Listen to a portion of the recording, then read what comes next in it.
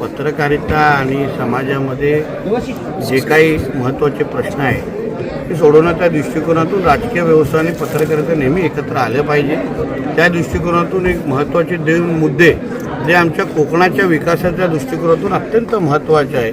एक तर मुंबई गोवा हायवे जो रायगडचा काही अपुरा भाग राहिलेला आहे आणि मुरुडचा जो हे आहे कार्यक्रम आहे तो शासकीय पद्धतीने व्हावा, मुक्ती संग्रामचा मुक्ती दिन तो शासकीय पद्धतीने व्हावा, हे दोन्ही महत्त्वाचे मुद्दे आमच्या देशमुख साहेब असतील की अन्य प्रमुख मान्यवरांनी आमच्यासमोर मांडलेले आहेत। राज्य सरकारचा प्रतिनिधी म्हणून या दोन्ही विषयाला न्याय देण्याचं काम आम्ही आमच्या माध्यमातून करू, हा विश्वास आणि शब्द ह्या व्यासपीठावर त्यांना दिलेला आहे। सुरुवात आहे LED हे आमच्या इथे बंदी, आमच्या राज्यामध्ये बंदी आहे, तरीही कोणी मस्ती करत असेल आणि LED आमच्या मच्छीमारांचं नुकसान होत असेल तर त्यांनी त्यांच्या बोट विसरून जाव्या। त्यांच्या LEDच्या जे काही जप्त केलेलं सामान आहे ते पण आम्ही नष्ट करून टाकणार आहे। त्याचबरोबर हेही सांगतो की ज्या मत्स्य संस्थांनी त्या LED धारकांना जे डिझेल पुरवणारे काही मत्स्य संस्था आम्ही आयडेंटिफाय केलेल्या आहेत त्याही लोकांचे रजिस्ट्रेशन रद्द कसं करायचं, त्यांच्यावर कारवाई कशी करायची, कारण का एका बाजूला LED चालूत असताना कोणीतरी त्यांना डिझेल पुरवतं आहे आणि म्हणून ते समुद्रात जात आहेत आणि मच्छीमारांचं नुकसान करत आहेत।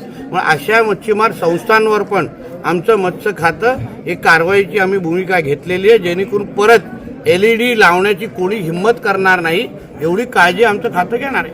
त्यासाठी आम्ही केंद्र सरकारच्या सातत्याने संपर्कात आहोत।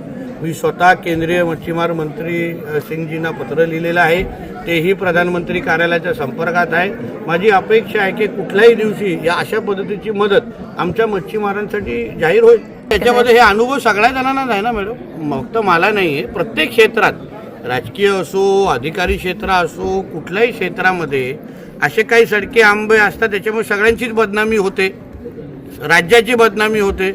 अशा लोकांना थांबवणं, अशा लोकांना जसं आपण ते आंबे बाहेर काढतो आणि ती पेटी व्यवस्थित परत पॅक करतो तसं करण्याची गरज आहे आणि ते आम्ही करतोय।